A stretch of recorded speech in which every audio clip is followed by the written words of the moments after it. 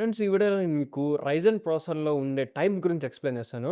మీరు చూసే ఉంటారనమాట. రైజెన్ ల్యాప్‌టాప్స్ గాని, లేకపోతే మీరు పీసీ బిల్డ్ చేసినప్పుడు రైజెన్ 3, రైజెన్ 5 అలాగే 4000, 7000 యూహెచ్ఎక్స్‌హెచ్ అని చెప్పి మీకు ఇలా రకరకాలుగా ఉంటాయనమాట రైజెన్ ప్రాసెసర్ గురించి. చాలామంది ఇంటెల్ ప్రాసెసర్ గురించి తెలిసుంటది గానీ, రైజెన్ ప్రాసెసర్స్ గురించి తెలిసుండదు. సో, ఈ వీడియోలో మీకు మొత్తం డీటెయిల్‌గానే చెప్తాను రైజెన్ ప్రాసెసర్ గురించి. మనందరికి అర్థమయ్యే లాంగ్వేజ్‌లో బ్రీఫ్‌గా చెప్తాను. ఫస్ట్ ఆఫ్ ఆల్ ఇప్పుడు నేను మీకు రైజెన్ ప్రాసెసర్ గురించి చెప్పే ముందు, ఇంటెల్ ప్రాసెసర్ గురించి తెలుసుకుంటే మీకు ఇంకా బెటర్ క్లారిటీ వస్తది. So, first of all already నేను ఇంటెల్ మీద ఒక వీడియో చేశాను ఇంటెల్ ప్రాసెసర్స్ గురించి.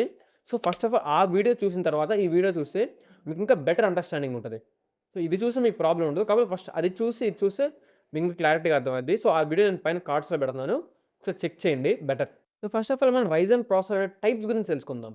సో, జనరల్‌గా రైజెన్ ప్రాసెసర్‌లో వచ్చేసి మనకి మాక్సిమం 5 టైప్స్ ఉంటాయన్నమాట. ఒకటొచ్చేసి ఏందంటే రైజెన్ 3, అలాగే రైజెన్ 5, అలాగే రైజెన్ 7 అండ్ రైజెన్ 9. సో, మెయిన్‌గా మనకి ఈ 4 ఉంటాయి. సో, ఇప్పుడు ఈ 4 ఎలా వర్క్ చేస్తాయో అసలు ఏంటని చూద్దాం. ఫస్ట్ ఆఫ్ ఆల్ రైజెన్ 3 చూసుకుంటే రైజెన్ 3 వచ్చేసి బేసిక్ లెవెల్ అనమాట. అంటే మీరు క్యాజువల్ బ్రౌజింగ్ కానీ, జస్ట్ నార్మల్‌గా మీరేమైనా యూట్యూబ్‌లో వీడియోస్ చూడాలన్నా, లేకపోతే మూవీస్ చూడాలన్నా, క్యాజువల్ బ్రౌజింగ్ చేసుకోవాలన్నా కూడా ఈ రైజెన్ 3 ప్రాసెసర్ అనేది మీకు సరిపోద్దనమాట.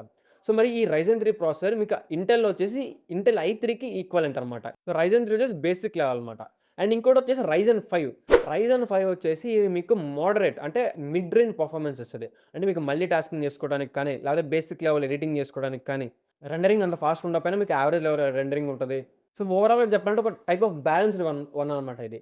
ఇది మీరు ఇంటెల్‌లో ఈక్వలెంట్ చూసుకుంటే ఇంటెల్‌లో ఐ5కి ఈక్వలెంట్ అనమాట ఇది. ఇంటెల్‌లో ఐ5 ఏదైతే ఉందో సేమ్ అదే రైజెన్ 5 అనమాట. 2 మనకి మిడ్ రేంజ్ ప్రాసెసర్‌లు అనమాట. ఇంకోటొచ్చేసి రైజెన్ 7 అనమాట. రైజెన్ 7 వచ్చేసి హై ఎండ్ పర్ఫార్మెన్స్ ఇస్తది. అంటే మీకు గేమింగ్ ఆడుకోవచ్చు దీంట్లో. మంచిగా వీడియో ఎడిటింగ్ చేసుకోవచ్చు. రెండరింగ్ ఫాస్ట్ బావుంటది. ఇదొచ్చేసి ఇంటెల్ ఐ7కి ఈక్వలెంట్ అనమాట. అండ్ ఇంకొకటొచ్చేసి రైజెన్ 9. రైజెన్ 9 వచ్చేసి ఇదొచ్చి వెరీ హై ఎండ్ గేమింగ్ అనమాట. అంటే మీకు 3డీ రెండరింగ్, గ్రాఫిక్ రెండరింగ్ చేస్తుంటారు చూసారా? సో, వాళ్ళకి ఉపయోగం అనమాట. ఇది చాలా హై కాస్ట్ ఉంటదిది. The most maximum level Ryzen 9. So, Ryzen 9 తర్వాత కూడా కొన్నున్నాయి. కాకపోతే మనకి ల్యాప్‌టాప్స్‌లో గాని ప్రెజెంట్ వచ్చేవేంటంటే రైజెన్ 9 ఈస్ ద మాక్సిమం. పీసీస్‌లో, డెస్క్‌టాప్స్‌లో అయితే ఇంకా కొన్నైతే ఉన్నాయి. రైజెన్ థ్రెడ్ రిప్పర్ అని చెప్పి కొన్నున్నాయన్నమాట. కాకపోతే మనకి అవి ప్రెజెంట్ ల్యాప్‌టాప్స్‌లో అయితే లేవు. ప్రెజెంట్ మనకున్నవి వచ్చేసి మాక్సిమం రైజెన్ 9 వరకే. సో, ఈ రైజెన్ 9 ఈక్వలెంట్ వచ్చేసి ఇంటెల్ ఐ9.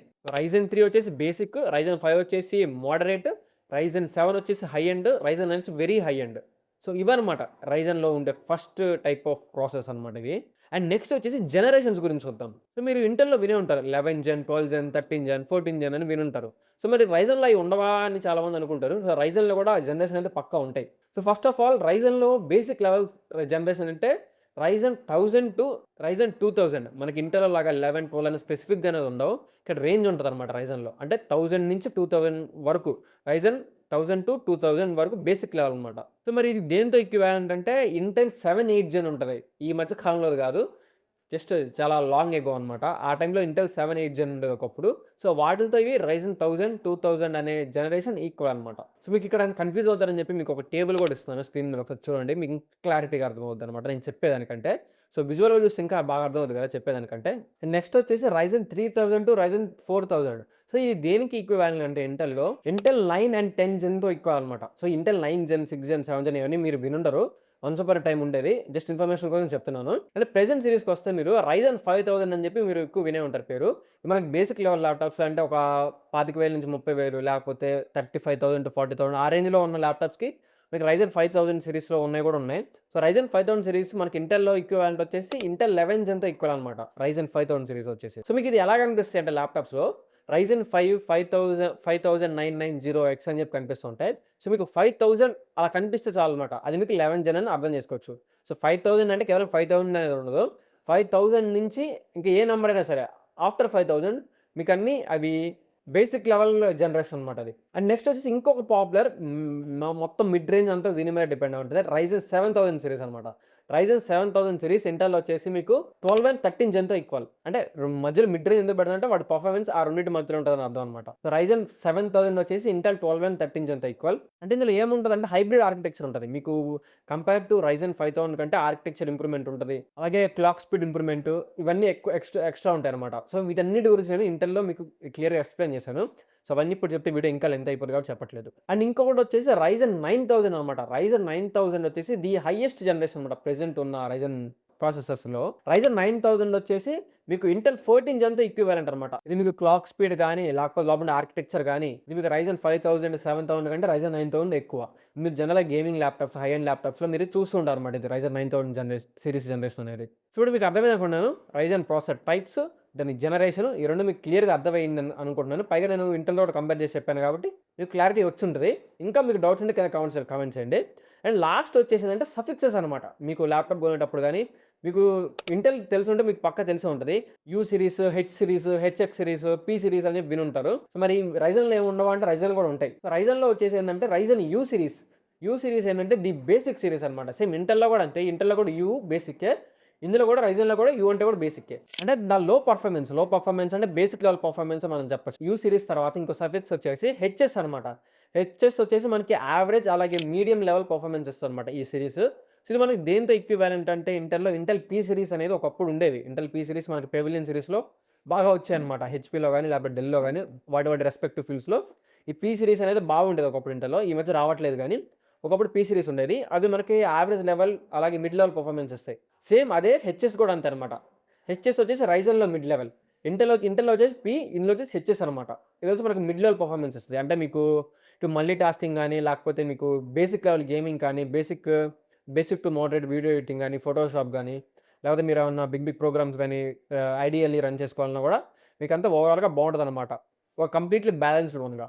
అండ్ నెక్స్ట్ ఇంకోటి ఉంది హెచ్ సిరీస్ అని చెప్పి. సో, హెచ్ సిరీస్ వచ్చేసి మీకు హై లెవెల్ పర్ఫార్మెన్స్ అనమాట. సో, మీకు ఇంటెల్ ఏదైతే హెచ్ ప్రాసెసర్ ఉందో సేమ్ Ryzenలో కూడా అదే హెచ్ ప్రాసెసర్, సేమ్ అదే నేమ్. 2 మనకి హై లెవెల్ పర్ఫార్మెన్స్ ఇస్తాయి. అంటే యావరేజ్ కంటే ఎక్కువ అబోవ్ యావరేజ్ పర్ఫార్మెన్స్ ఇస్తాయి మనకి హెచ్ వచ్చేసి. అండ్ ఇంకొకటి వచ్చేసి అంటే హెచ్ఎక్స్ అని ఉంటది. సేమ్ మనకి ఇంటెల్‌లో హెచ్ఎక్స్ ఉంటది. ఇందులో కూడా హెచ్ఎక్స్ కూడా ఉంటాయి. ఈ Ryzenలో కూడా హెచ్ఎక్స్ ఉంటది. సో, రెండిట్లో హెచ్ఎక్స్ మనకి హై లెవెల్ పర్ఫార్మెన్స్ అనమాట. అంటే హెచ్ కంటే ఎక్కువ. అంటే ది పీక్ అని చెప్పుకోవచ్చనమాట హెచ్ఎక్స్ వచ్చేసి. అంటే మీకు ఇది 3డీ rendering, video rendering, graphic rendering మొత్తం మనకి గేమింగ్ ఏ టు జెడ్ మీకు అన్నిట్లో హై అనమాట హెచ్ఎక్స్ వచ్చేసి. సో, యూ వచ్చేసి లో, హెచ్ఎస్ వచ్చేసి యావరేజ్, హెచ్ వచ్చేసి అబోవ్ యావరేజ్, హెచ్ఎక్స్ వచ్చేసి ది పీక్. సో, ఇవన్నమాట మనకి సఫిక్సెస్ Ryzen ప్రాసెసర్‌లో ఉండేవి. మీకు విత్ రెస్పెక్ట్ ఇంటెల్ ప్రాసెసర్స్‌లో కూడా చెప్పా కాబట్టి మీకు ఇంకా అర్థమైందని అనుకుంటున్నాను. సో, ఇవి గైస్ ఓవరాల్‌గా. ఇప్పుడు ఇంకొక ఎగ్జాంపుల్ చెప్తాను చూడండి. ఒక ల్యాప్‌టాప్ తీసుకుందాం. ఒక ఎగ్జాంపుల్ ఇంకా క్లారిటీగా అర్థమవుద్ది. సో, ఇక్కడ మీరు చూసుకుంటే ఒక ఆసూస్ ల్యాప్‌టాప్ ఉంది. ఇక్కడ మీకు ఇందులో చూసుకుంటే దీని స్పెసిఫికేషన్స్‌లో మనకి AMD Ryzen 7 7445 హెచ్ఎస్ అని ఉంది.